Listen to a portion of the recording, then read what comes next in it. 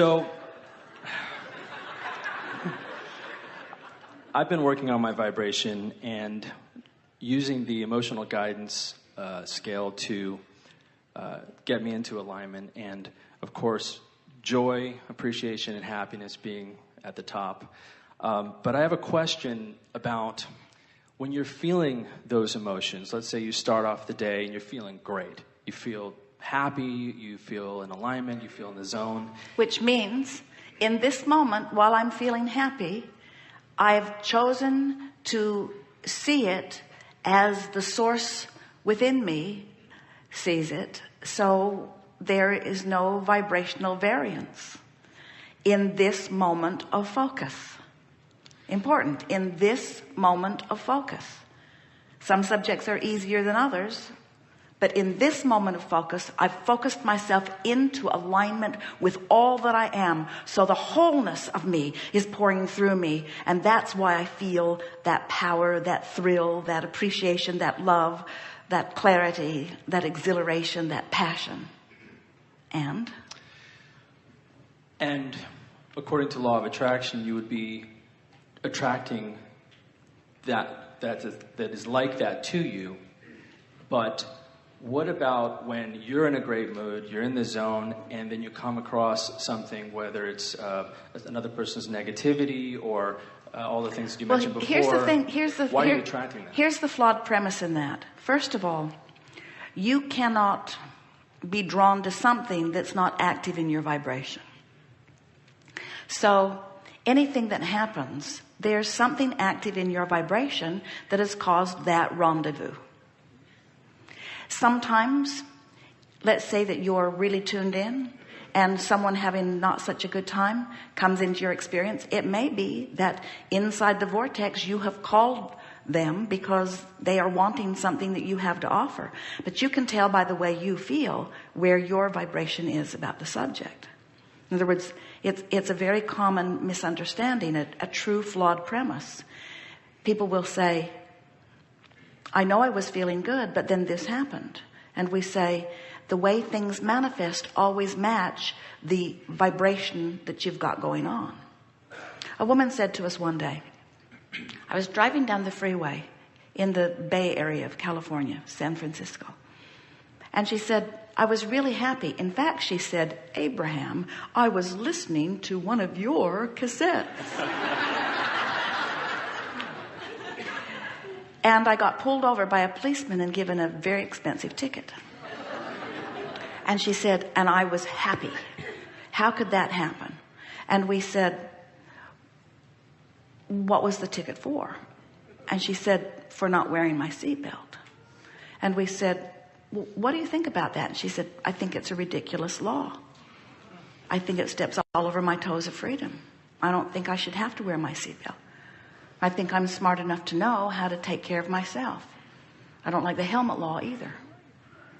I don't think it's anybody's business whether I wear a seatbelt or not. If I want to kill myself, it's up to me.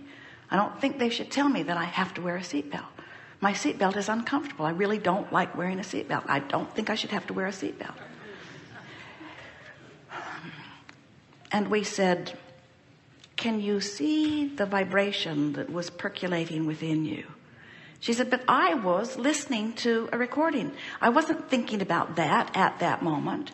And we said, but it's part of your vibrational mix. It is active enough in your vibration that when we ask you the simple question, what was the ticket for? You're on a rampage of outrage that lasted for 2 or 3 minutes.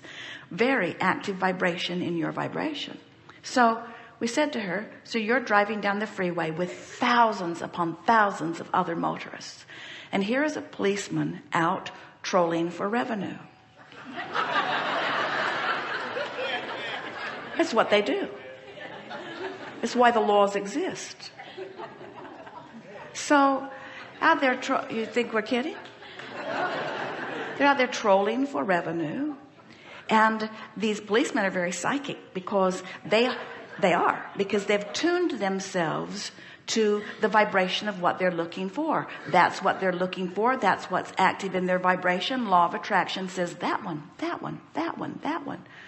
You're driving down the street. You think that you're hiding, but what's radiating from the roof of your car is, pick me, pick me, pick me, pick me. It's like a sure thing, you see. When you feel that strongly about something and you are in the vicinity of someone who's looking for you, law of attraction outside this vortex is going outside the vortex of what you are wanting is going to put you together. So let's talk about something further. We've been talking about this vortex of creation, and we so want you to feel the bigness and the power of this. We want to say, feel the energy of who you are as this eternal being. Source energy, rockets of desire causing you to expand, law of attraction adding to this. In other words, the bigness of this energy and the bigness of the way law of attraction is responding to this, indescribable in human terms. But law of attraction is also responding to what you've got going on over here. In other words, there are literally vortexes all over the place relative to different subjects. And so let us be clear when we say to you that anything that happens to you only ever can come in response to an active vibration that you've got going on. And if you aren't aware by the way you feel that there is a contradictory active vibration going on, we call that pre-manifestational awareness. Don't worry about it. It will get bigger until it will manifest, and then you will see it. Well, it's all right, because when it manifests, what happens? What happens when something you don't want manifests? You know what you don't want. You know more clearly what you do want. So the stakes are higher. You put more power into your asking, which means now you're more aware, or you can be if you care about the way you feel, about whether you're a vibrational match to this newly revved up, newly amended, newly created vortex. I see. So so what you're saying is either your emotions are going to tell you, or you're going to get a big fat ticket, and that's going to tell you that was there. That's basically what we are saying. But if you, and don't get mad at me for this, because everybody, I think, to do that, we would have to come out of the vortex. Right? No, I'm kidding. Good one. I was kidding though. But you know what? Every time when you say, "Are you embracing your contrast?" everyone is always like, "Well, not exactly." And that's essentially, if there's two things that people often try to get around, it's aging and death, or how do I get out of contrast? How do I get around this thing? And there is a certain... Well, it would go ever so much better for all of you if you would just accept these universal laws and work within them. In other words, we're not kidding you. If with a little bit of effort, you can focus yourself back into the vortex on every subject. If you left this seminar today determined, if you leave today understanding what the vortex is, and do you? It's the vibrational state of being that is the precursor of all that will manifest. But even more than that, it is the vibrational state of being that represents who you truly are and how you truly feel. And if you don't line up with it, you are less than who you are. There's an emptiness in not being who you are. So it's not just to get the stuff you want. It's to be the being that life has caused you to become. So if you leave this gathering understanding this vortex and understanding this vibrational being that you are, you will release your fear and worry about death, because you will be a vibrational match to the eternalness of who you are. In other words, when you connect with that being, that eternal being, that old, wise, eternal being, then the shortness or the length of this physical experience becomes the irrelevant thing that it really should be. And then you're able to focus the wholeness of who you are into these meaningful moment by moment by moment by moment experiences, where you can, unless you are expressing the fullness of who you are, these moments are not meaningful anyway. So if you leave this gathering understanding the existence of the vortex, understanding the vibrational relationship between you as a source energy being and you here in this physical body, and you care about the way you feel, which means you manage this gap, this vibrational gap, in less than 30 days, you will have had enough exposure to enough normal contrast about the normal things that have been bothering you. In other words, those issues that are lurking somewhere in your vibration that are potential tickets waiting to happen. Every one of those will have showed itself to you in enough meaningful ways that if you've taken a tenth of them and focus wheeled on them, you will have cleaned up your vibration so much that you will be significantly in the vortex. And when you do that, anyone who's watching you will be able to notice a substantial shift, not only in the way you appear to feel, but in the things that are coming to you. It's easier than taking QuickBooks. It's much simpler than any computer course that you would ever take. Give it 30 days of lying in your, here's the regimen. Lie in your bed at night, bask your way to sleep. Wake up in the morning, catch up with the basking and stay there for a minute or two. Have breakfast, brush your teeth, do a focus wheel on 5 of the things that bothered you most yesterday. Pick 1 or 2 of them that's the most meaningful and easiest, and make a list of positive aspects about them. Then do a rampage of appreciation and off you go. And in 30 days, you will not be the same vibrational point of attraction. Everything in your world will have shifted, and it will be noticeable big time. If it's understandable that contrast is there to show what we don't want, but also by nature the fact contrast is there to choose from. Choose from, okay. In other words, contrast doesn't exist as the bane of your existence. Contrast exists as variety. There, you may not believe this, and a lot of people don't, and we're not kidding, even though we sound sarcastic. There are things that you see as unwanted contrast that others see as wanted.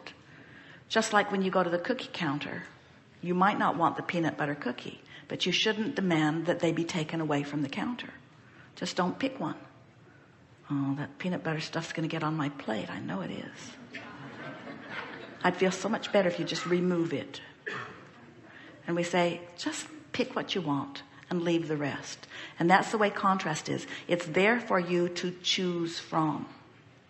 Can vibration be cleaned up to the point where it's pure and you don't attract anything that contrasts, that you have smooth sailing, peace? Well, here's the thing. Here's the flaw in that reasoning. What you're saying is, Abraham, I would really like it if I could just look into an environment and see only what I want. Because it's so much easier to see what I want and then just have a positive response to seeing what I want. And we say, there's no expansion that can come from that. That would lead to endedness. The expansion comes from seeing what you want, seeing what you don't want, launching the rockets of desires, recognizing that there's a vibrational variance, and then having the fun. And we cannot emphasize this enough. Having the fun, feeling the thrill of bringing yourself into alignment with your newfound expansion. That's what life is. That's what life is. That's the ride you came to ride. People say, Abraham, you've got to be kidding. I came to stir up trouble so that I could solve it. And we say more or less. You came to expand.